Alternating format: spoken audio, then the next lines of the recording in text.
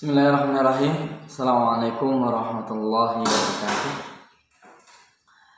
Alhamdulillahi wassalatu wassalamu ala rasulillah wa ala alihi wa ashabihi wa mawalah ma ba'd. Kaifa halukum ya tullab wa talibati as-saffi as-sabi al-mutawassit. Gimana nih kabarnya adik-adik kelas 7? La'allakum fi khair wa afiyah.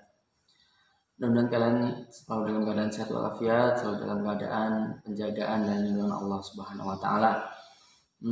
Baik anak-anak sekalian, saya buatkan video lagi terkait materi kita. Sekarang kita kemarin sudah masuk pada bab turunnya wahyu. Maka ketika turun surat Al-Mudaththir, ya ayyuhal mudaththir qum fa'anzir, maka wahai orang yang berselimut, bangunlah dan berilah peringatan. Maka Rasulullah SAW mulai mendakwahkan orang-orang di sekitarnya. Nah, dan ulama telah sepakat orang pertama kali yang masuk Islam setelah Rasulullah tentunya, yaitu istri Rasulullah yang bernama Khadijah radhiyallahu ta'ala anha, Khadijah bintu Khuwailid radhiyallahu ta'ala anha. Nah, ketika Rasulullah mulai bingung, turun wahyu untuk menyampaikan menyampaikan Islam kepada semua orang, terlebih lagi kepada keluarganya, sebagaimana firman Allah Subhanahu wa taala dalam surat Asy-Syura, wa anzir ashiratakal aqrabin, dan berilah peringatan keluarga terdekatmu, keluarga yang paling dekat. Maka harus Rasulullah sampaikan dakwah itu. Nah, anak-anak sekalian, yang sulit dalam masalah ini adalah ini masyarakat Quraisy, masyarakat jahiliyah itu sudah terbiasa untuk menyembah berhala. Jadi secara umumnya seperti itu. Nah, ini berhala-berhala tersebut sudah dituhankan oleh mereka. Terus yang menarik lagi, ketika ada dakwah untuk menyembah Allah Subhanahu wa taala saja dan tidak menyekutukannya dengan suatu apapun, berarti harus meninggalkan dari menyembah berhala-berhala itu. Padahal ini mereka lakukan, yaitu menyembah berhala, ini sudah turun-temurun dari zaman simbah-mbahnya dulu. Dan tiba-tiba ada seruan untuk menyembah Allah saja, yang ini dirasa sangat sulit. Apalagi harus menafikan bahwa patung-patung itu, berhala-berhala itu bukanlah Tuhan, bukanlah sesuatu yang bisa disembah, boleh disembah, bahkan diharamkan untuk disembah. Nah, ini Rasulullah bingung sekali ketika harus mendakwahkan itu. Nah, karena memang lingkungannya kurang lebih hampir semuanya seperti itu. Lalu ketika mengalami kebingungan seperti itu, disampaikan kepada Ibunda Khadijah radhiyallahu anha, dapat wahyu untuk menyampaikan Islam kepada semuanya.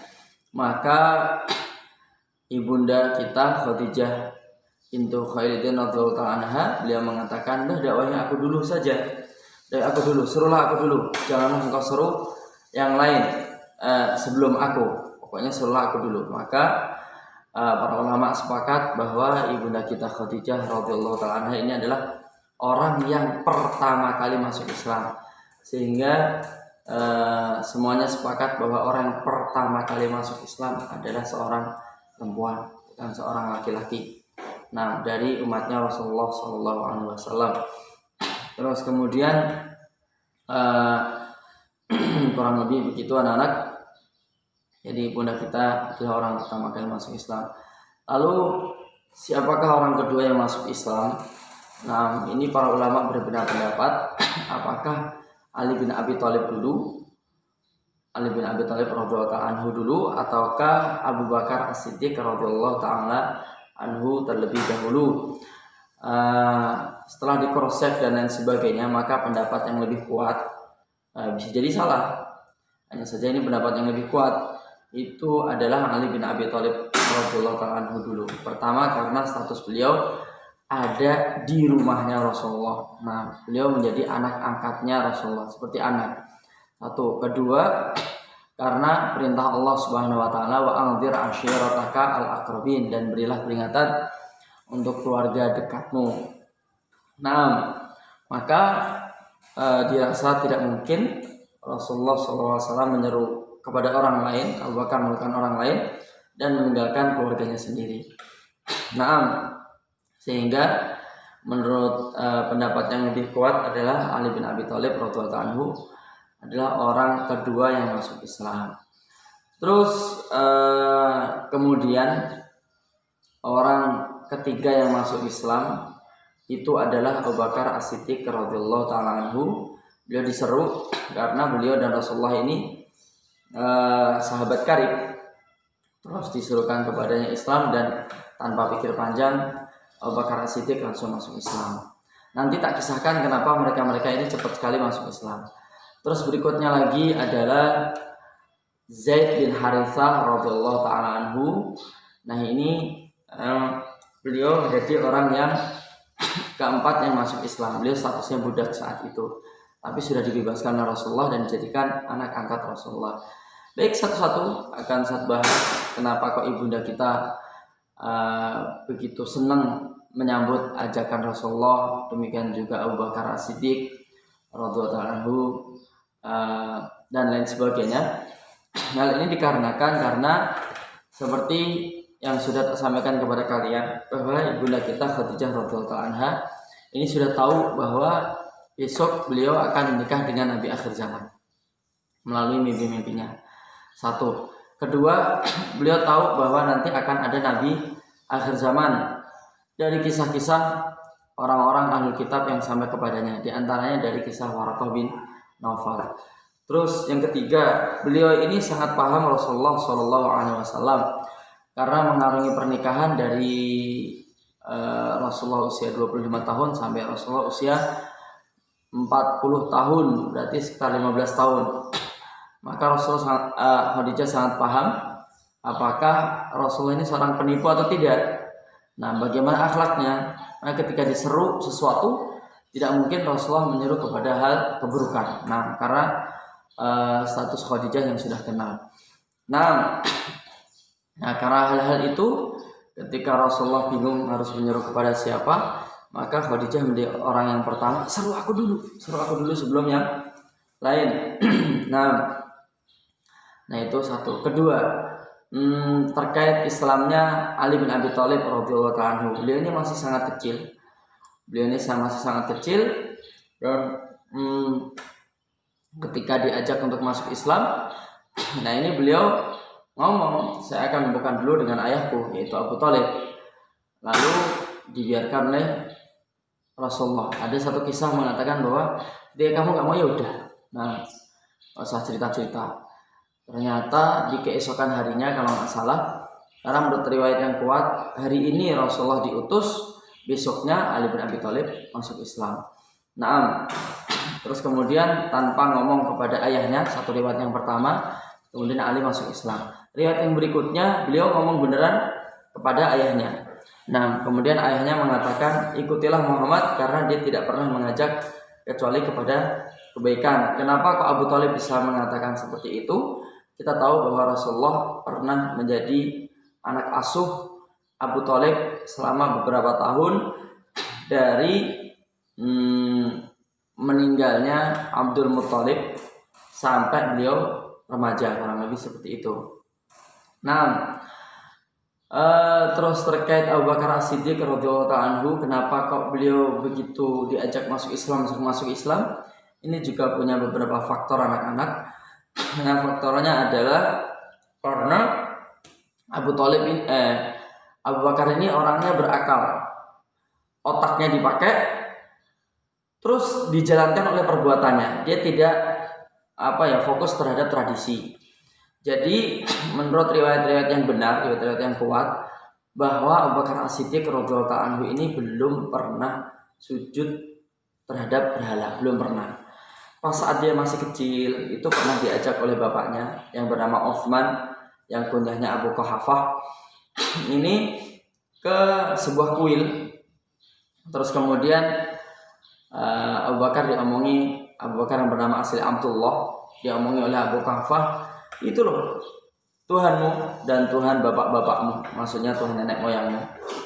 Lalu Abu Kahfah pun meninggalkan Abu Bakar, dan Abu Bakar pun di kuil tersebut. Lihat patung yang paling besar, dilihatin gitu.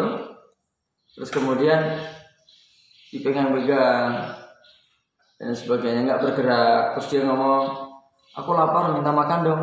Ternyata nggak ada dan sebagainya. Terus kemudian Abu Bakar iseng ambil batu yang besar. Nah, si patung ini diketok kepalanya dari belakang. Patung nggak ada ngefek apa-apa. Duk. Terus kemudian patungnya tersungkur. Kok kamu nggak bisa menolong dirimu sendiri? Bagaimana kamu menolongku?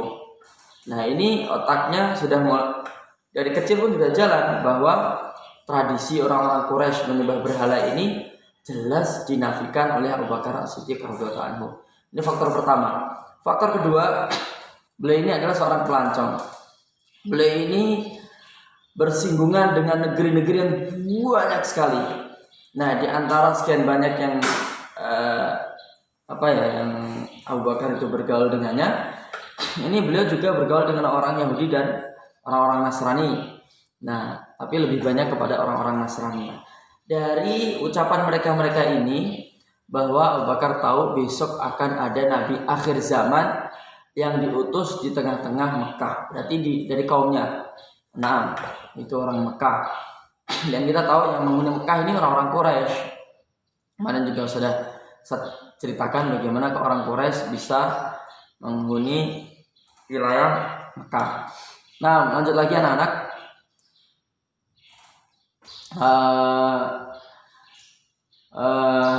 Terus bahkan beliau juga tahu ciri-ciri Nabi akhir zaman. Tidak pernah berbohong, nasabnya bagus dan sebagainya. Nah, ini Abu Bakar ternyata ada kelompok yang seperti Abu Bakar, di antaranya adalah Zaid bin Amr bin Naufal dan lain sebagainya, Waraqah bin Naufal, yang singkat cerita mereka ini menunggu kedatangan Nabi akhir zaman. Jadi kalau kita pernah dengar kisah Imam Mahdi, kita semuanya menunggu-nunggunya, itu belum seberapa melebihi orang-orang zaman dahulu menunggu-nunggu kedatangan Nabi akhir zaman. Nah, ketika Nabi mengajaknya untuk masuk Islam, mengaku bahwa dirinya adalah Nabi akhir zaman, maka Abu Bakar As-Siddiq segera masuk Islam karena sahabatnya ini kenal, oh ternyata kamu toh, Masya Allah. Terus kemudian masuk Islam. Nah, terus terkait kisah Zaid bin Harithah radhiyallahu ta'ala anhu. Zaid ini punya kisah yang cukup menarik, bahwa beliau ini suatu ketika dibawa oleh ibunya ke kampungnya, ke sukunya, ke keluarganya. Nah, ketika dibawa ke sana oleh ibunya Zaid dan bapaknya Zaid tidak ikut, kurang lebih gitu, ternyata kampung ibunya ini diserang oleh suku lain, dan Zaid ini diambil dijadikan barang dagangan. Gimana tuh Ustaz kok ada seperti itu? Jadi dulu itu memang seperti itu, yang menghilangkan tradisi merampok orang lain, semua dijarah, orang lain juga dijarah, terus kemudian dijual dijadikan budak, itu Islam. Nah, sebelum itu sudah membudaya. Kalau kita pengen menjarah harta orang, mengambil orang-orangnya untuk dijadikan budak, ya diserang. Nah, dan itu seolah-olah di hukum jahiliyah dibolehkan, karena sudah semua di negeri-negeri itu mewujudnya seperti itu. Nah, ini Zaid bin Harithah diambil terus dijual di pasar budak di wilayah Makkah. Terus kemudian Hakim bin Hizam, itu saudaranya, masih sepupunya Khadijah binti Khuwailid radhiyallahu ta'ala anha. Hakim bin Hizam radhiyallahu ta'ala anhu ini diminta oleh Khadijah untuk beli budak. Nah, saya lagi butuh budak yang masih kecil aja ya.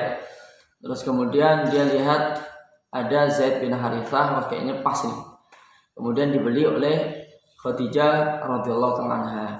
Nah, ketika Khadijah menikah dengan Rasulullah Shallallahu Alaihi Wasallam dan dilihatnya bahwa Zaid ini dekat dengan Rasulullah, maka Khadijah pun menghadiahkan Zaid bin Harithah yang merupakan budaknya, dihadiahkan kepada Rasulullah Shallallahu Alaihi Wasallam.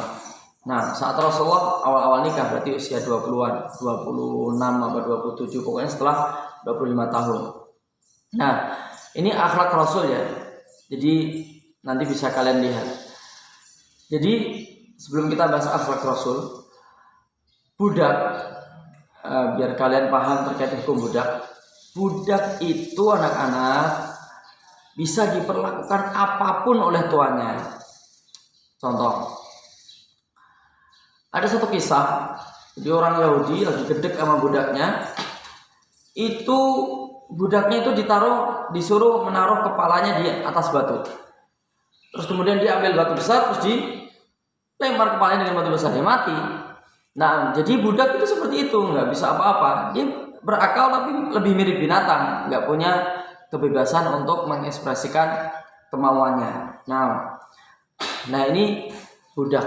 Jadi nggak perlu dibaik-baikin, dikebuk, di ini, di itu, diperas tenaganya, hanya dikasih makan semaunya, makanan basi, mau apa terserah. Jadi kalau ada majikan yang baik itu luar biasa sekali. Nah, Rasulullah ini berbeda dengan yang lain-lain itu. Beliau ini sudah dijaga oleh Allah Subhanahu Wa Taala. Bahkan sebelum jadi nabi, perangainya itu indah sekali. Budak yang diperlakukan seperti itu oleh Rasulullah dibebaskan dan dijadikan anak angkat. Masya Allah. Masa budak dijadikan anak angkat? Ini akhlak Rasulullah ya. Beginilah Rasulullah. Nah, dijadikan anak angkat sampai. Jadi dulu itu anak angkat binnya pun berubah. Jadi Zaid bukan bin Harithah lagi, tapi Zaid bin Muhammad bin Abdullah bin Abdul Muthalib. Masya Allah. Jadi nasabnya Zaid itu udah nasab Quraisy. Tidak hanya itu, beliau bermarga Hashim. Nah, marga yang mulia. Nanti dari gara-gara Rasulullah mengangkatnya jadi anak, beliau bisa menikahi pembesar-pembesar Quraisy. Jadi anak-anak pembesar Quraisy. Contohnya saudara perempuannya Zubair bin Awam, radhiyallahu anhu, orang Quraisy, orang mulia, masih sepupunya Nabi. Ini pernah dinikahi oleh Zaid bin Harithah. Bahkan sepupunya Rasulullah yang lain bernama Zainab. Ini putrinya, bibinya Rasulullah juga dinikahi oleh Zaid. Tidak hanya itu, Abu Lahab yang merupakan paman Rasulullah disebut Abu Lahab karena dia sangat buantan sekali. Istrinya namanya Ummu Jamil. Lihat, jadi ganteng dan cantik. Begitu kawin, anaknya lahir anak perempuan bernama Durrah. Itu cantik sekali. Itu dinikahi oleh Zaid bin Harithah. Masya Allah. Jadi gara-gara dijadikan anak angkat oleh Rasulullah. Lanjut lagi terkait kisah Zaid bin Harithah, biar kalian mengenal para sahabat Rasulullah dan anaknya. Jadi tidak hanya sekedar cerita yang berkaitan dengan Rasulullah tok, itu enggak, tapi orang-orang di sekitarnya itu kisahnya bagaimana, Ustaz kisahkan kepada kalian. Nah, suatu ketika pamannya Zaid ini itu melakukan ibadah haji, umroh apa haji, lupa. Terus dia melihat Zaid bin Harithah itu, dilihat, diselidiki, nggak segera diambil. Diselidiki, oh ternyata dia ada di keluarga orang-orang Quraisy. Nah, di keluarga Bani Hashim bahkan, jadi budaknya di sana, jadi budaknya Rasulullah. Terus kemudian pamannya ini, anda lupa namanya, mendatangi bapaknya Zaid, itu Harithah. Ini dari suku Kalbi ya, suku Kalbi, bukan orang Quraisy. Kemudian ya salah satu suku Arab lah. Kalau nggak salah nasabnya nyambung ke suku Jurhum. Ini kisahnya panjang, berkaitan dengan Nabi Ismail alaihissalam. Baik, lanjut lagi anak-anak.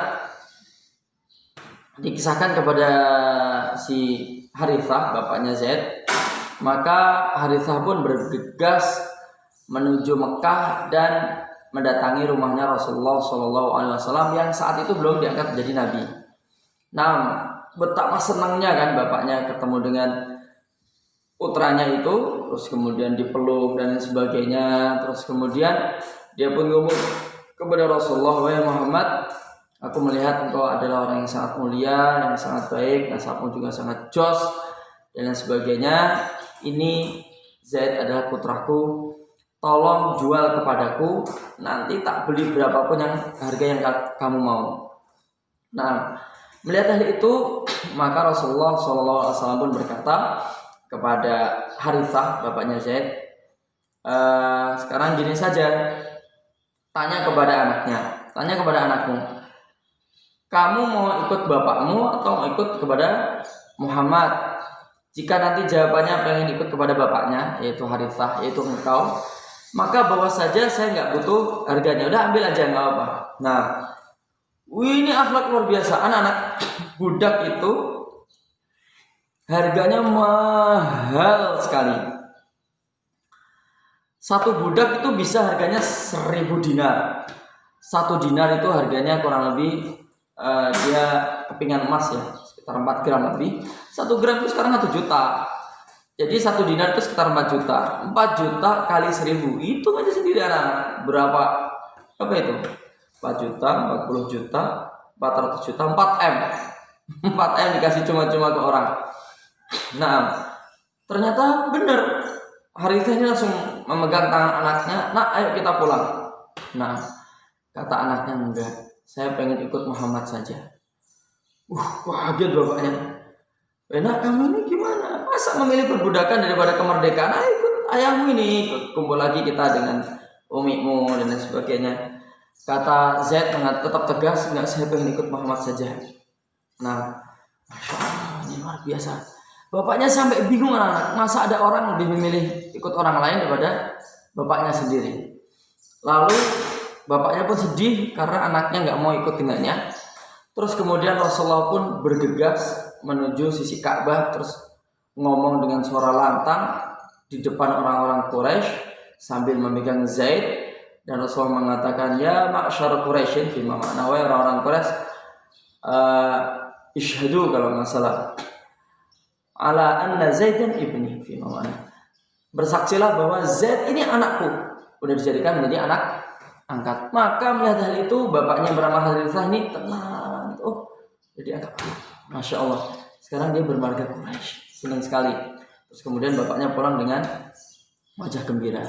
Dan nanti bapaknya menjumpai masa kenabian, kalau nggak salah bapaknya termasuk orang yang masuk Islam, kalau nggak salah, atau meninggal duluan, lupa. Yang jelas pamannya itu, saya ingat anak, masuk Islam akhirnya, menjumpai masa kenabian dan masuk Islam.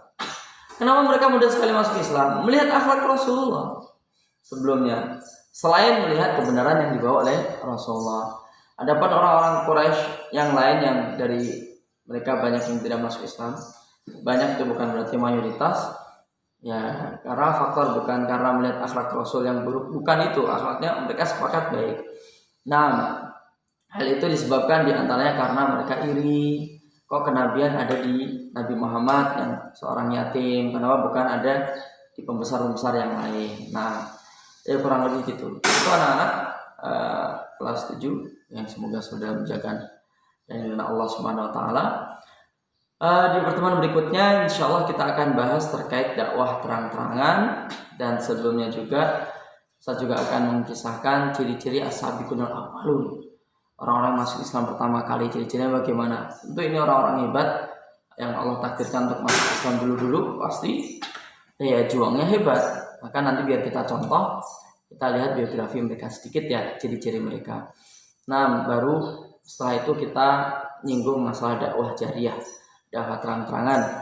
Nah, nanti berjalannya dakwah Siriyah ini bagaimana juga Ustaz kisahkan juga ya, insya Allah. Nah, di pertemuan berikutnya.